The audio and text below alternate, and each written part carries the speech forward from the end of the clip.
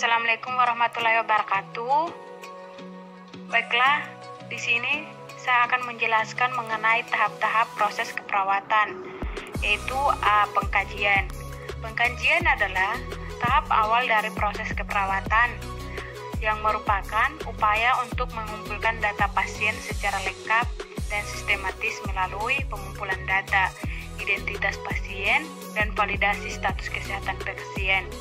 Pengkajian bertujuan untuk menegaskan derajat kesehatan atau kesakitan pasien dan untuk mendiagnosa kemungkinan ada masalah.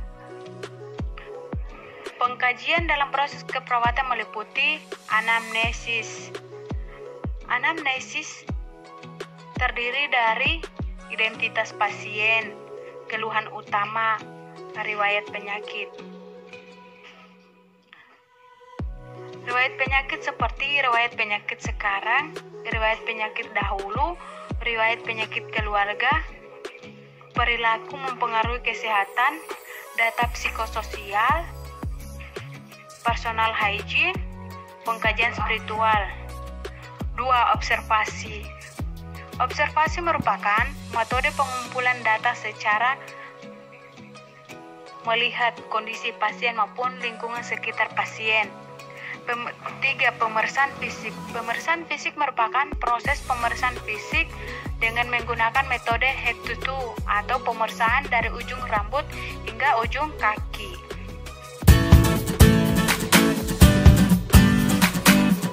Di sini saya akan menjelaskan tentang diagnosa keperawatan pada kanker payudara. Diagnosa keperawatan adalah sebuah gambaran respon manusia mengenai keadaan kesehatan pada individu atau kelompok menurut Martin dan Griffin 2014. Diagnosa keperawatan sejalan dengan diagnosa medis karena saat mengumpulkan data-data untuk menegakkan diagnosa keperawatan ditinjau dari keadaan penyakit dalam diagnosa medis menurut Nur Arif 2015. Diagnosa keperawatan yang muncul pada pasien kanker payudara yaitu: yang pertama, ansietas berhubungan dengan krisis situasi. Yang kedua, kerusakan integritas kulit berhubungan dengan gangguan sirkulasi. Yang ketiga, nyeri kronis berhubungan dengan agen cedera atau chamamae. Yang keempat, harga diri rendah situasional berhubungan dengan gangguan citra tubuh. Yang kelima, hambatan mobilitas fisik berhubungan dengan nyeri. Yang keenam, defisiensi pengetahuan berhubungan dengan kurangnya informasi. Yang ketujuh, resiko infeksi. Yang kedelapan, keseimbangan nutrisi kurang dari kebutuhan tubuh.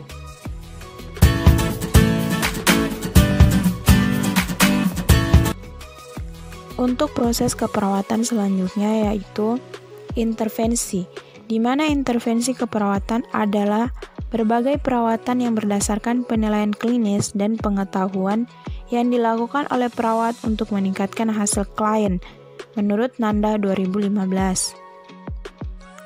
Adapun perencanaan berdasarkan diagnosa menurut Dr. Ness 2010 yang mungkin timbul pada pasien kanker payudara yaitu ansietas berhubungan dengan krisis situasi, di mana tindakannya yakinkan informasi pasien tentang diagnosis, harapan intervensi, perbedaan, dan terapi yang akan datang.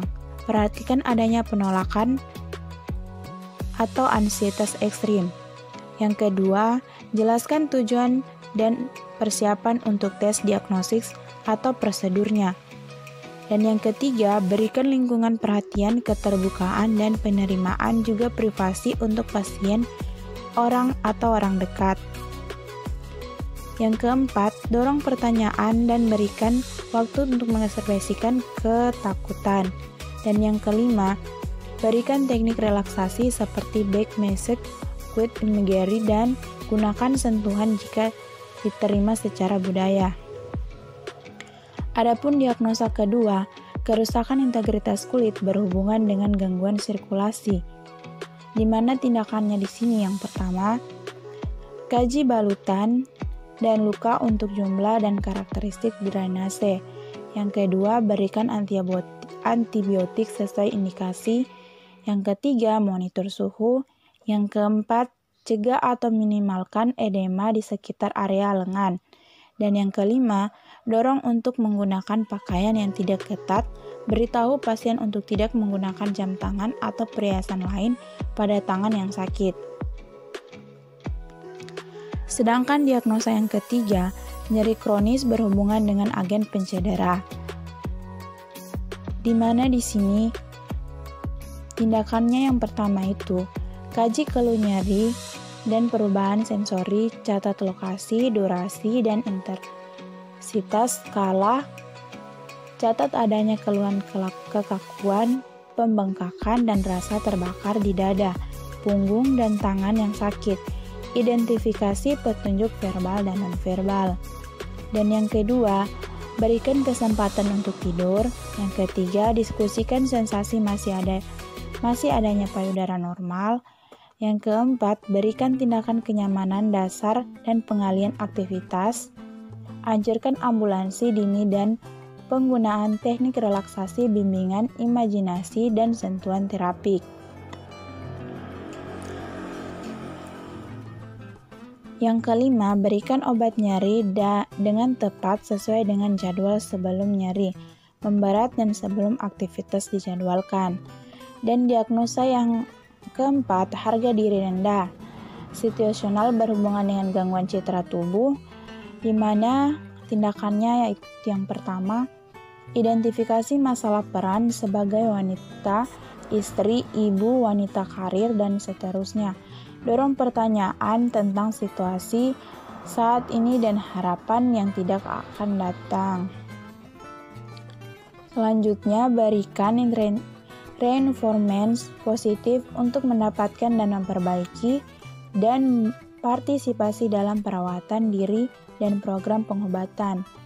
Dan yang terakhir, validasi perasaan pasien dan setiap kesalahan informasi yang terungkap.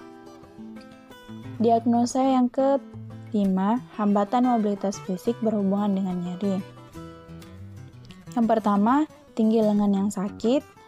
Yang kedua, berikan rom pasif seperti fleksi dan ekstensi dari siku, pronasi dan supinasi dari pergelangan, dan mengepalkan dan mengembangkan jari segera mungkin.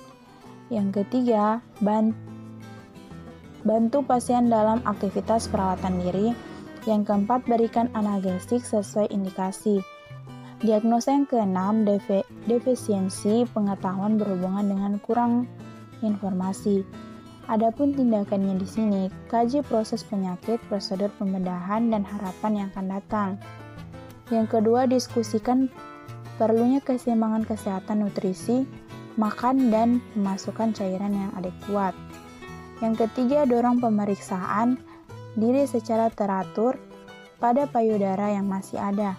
Dan yang terakhir, identifikasi tanda gejala yang memerlukan evaluasi medik, contoh kemerahan payudara atau lengan, dan pembekakan, edema, drainase, luka purulen, demam, dan menggigil.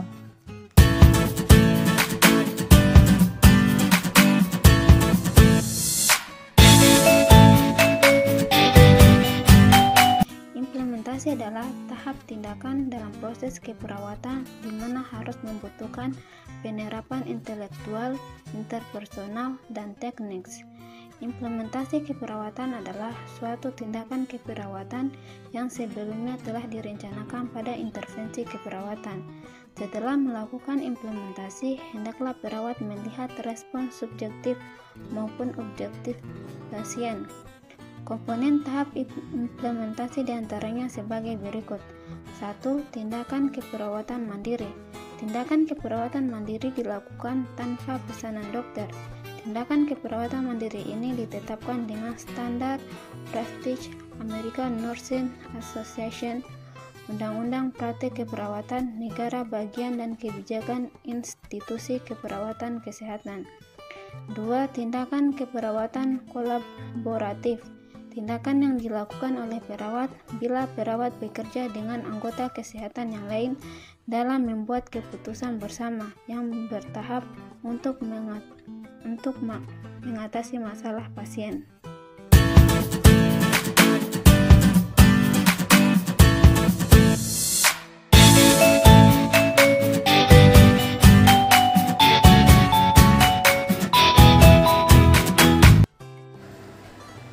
Evaluasi.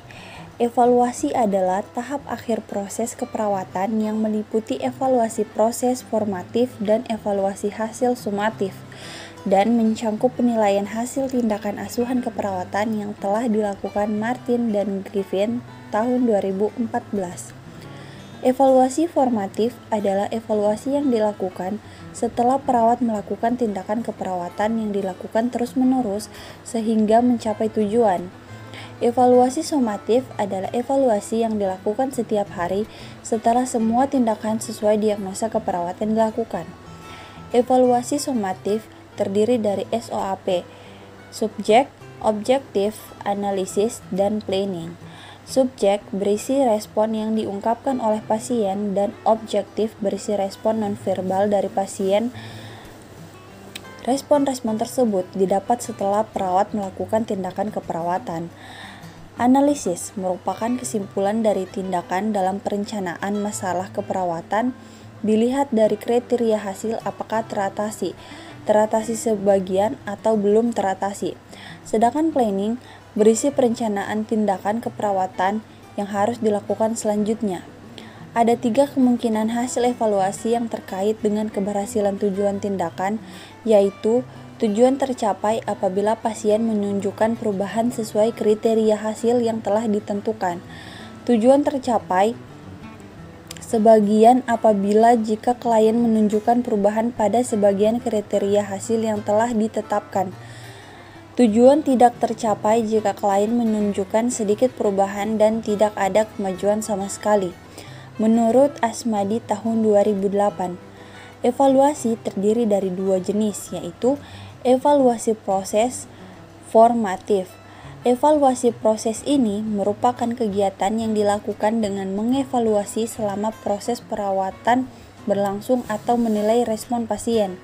Evaluasi formatif terus-menerus dilaksanakan sampai tujuan yang direncanakan tercapai.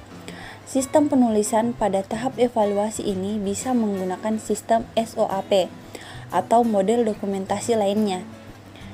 Evaluasi hasil sumatif. Evaluasi hasil merupakan kegiatan melakukan evaluasi dengan target tujuan yang diharapkan. Fokus evaluasi hasil adalah perubahan perilaku atau status kesehatan pasien pada akhir tindakan keperawatan pasien. Tipe evaluasi yang ini dilaksanakan pada akhir tindakan keperawatan secara paripurna. Sumatif evaluasi adalah objektif, fleksibel, dan efisien.